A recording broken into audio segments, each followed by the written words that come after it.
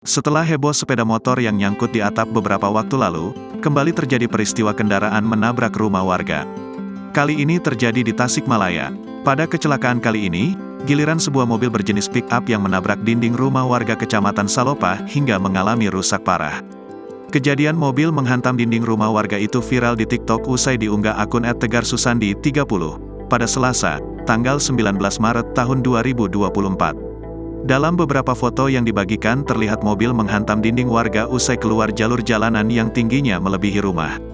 Alhasil mobil tersebut pun langsung terperosok dan menabrak dinding rumah warga yang tepat berada di pinggir jalanan. Ramadan 2024 mobil motor ngarapung, tulis pengunggah video. Sontak kejadian itu pun menarik perhatian warga dan para pengendara yang kebetulan juga sedang melintas. Akibat dihantam mobil, dinding rumah warga itu pun mengalami rusak cukup parah. Selain mengakibatkan lubang, mobil yang menabrak dinding itu pun membuat beberapa perabotan di dalam rumah rusak.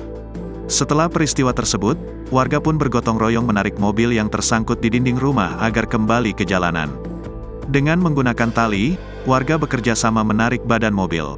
Maraknya peristiwa kecelakaan kendaraan yang menabrak rumah warga di Tasikmalaya ini diduga terjadi lantaran kondisi jalanan yang tinggi dan juga curam.